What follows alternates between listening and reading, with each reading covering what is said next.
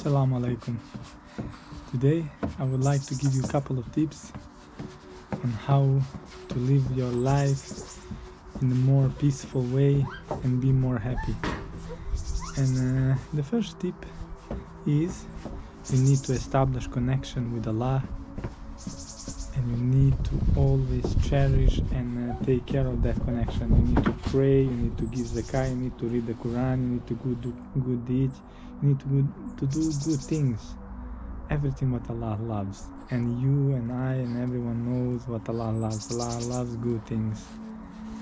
And once you do that, nothing in this life can hurt you. Nothing in this life can make you sad, nor depressed, nor nothing.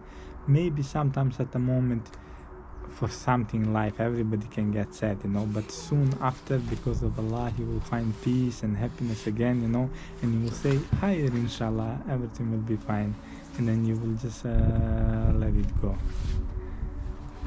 The second tip I want to give you is don't talk or think or judge other people.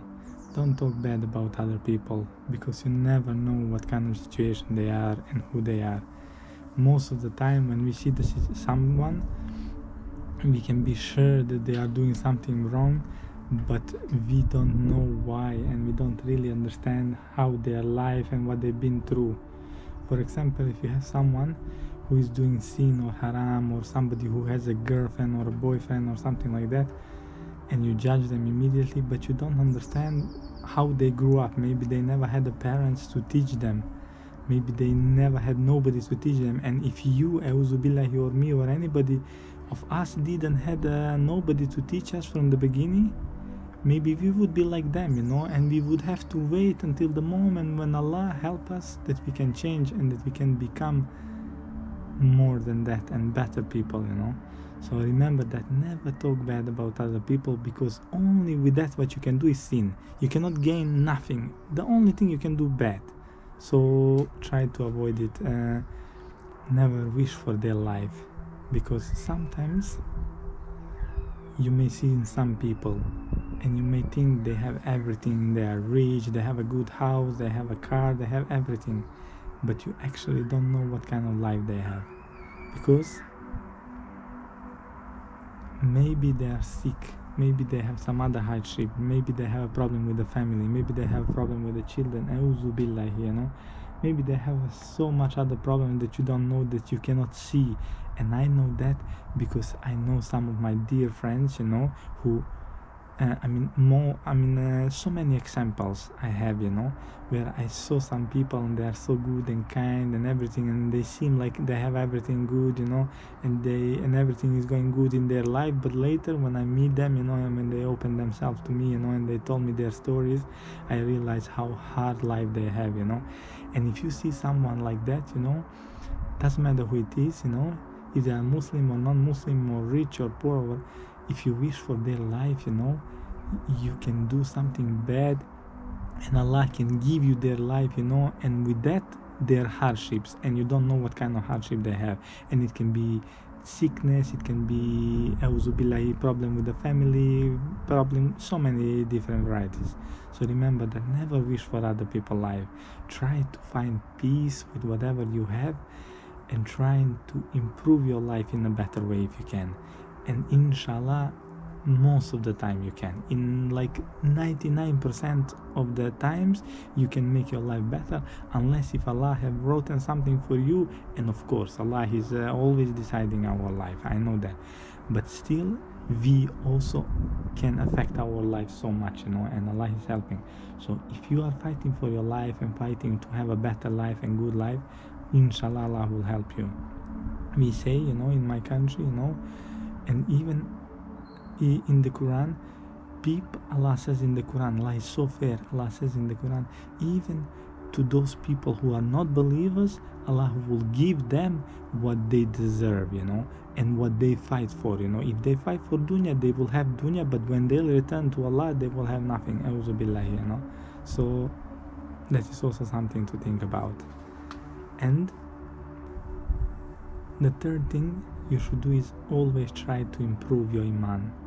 Always try to be good and kind, and even if you believe you are good enough, inshallah you try to be even better, you try to do something good today, and if it goes a couple of days that you don't feel that connection with Allah that you feel sometimes when you are sad or you have some problem, or when Allah gives you everything and you love Allah so much, and with those kind of a connection with Allah, you need to keep refreshing and having it every day, inshallah, if you can. If you cannot have it every day, you should try to have it, but as the time progresses, sometimes it will go a couple of days or 1 week. You are so busy with this world, you forget. You pray, but you are praying automatically. You don't really find the connection. You need to stop yourself for a second, open the Quran and read the Quran, and remind yourself and think about what Allah is telling us, and think about purpose in this life. This life exists because of Allah, and Allah gave us this life so that we are thankful and that we praise Allah. And if you lose that, then you lose the purpose of this life, So Allah will give you everything, and you have right to have a happy life and have a time with children and go outside and do fun activities and everything.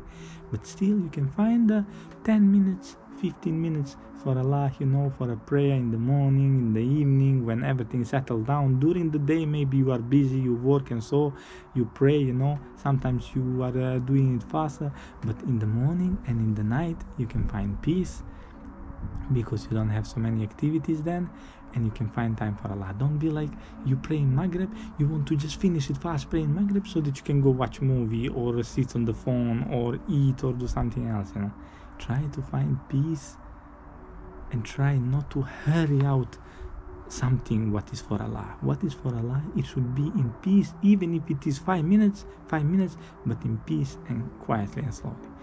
And remember, avoid sin as much as you can, any kind, because sometimes we know some things are sin, but we say, higher, inshallah, it's okay, it's not big deal, it's not big problem, it will be fine, we say, mentally, but we don't know, because sometimes sin can be so big thing, and we have to pay off our sins sometimes.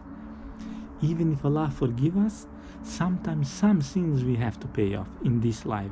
And I will tell you the story. This is a beautiful story of our prophet Musa alayhi salam. When Musa alayhi salam helped people from Pharaoh, the slaves, Allah helped people of Israel. Allah freed them. Allah showed them so many signs. They saw everything what happened to Pharaoh. And then Allah opened the sea for them.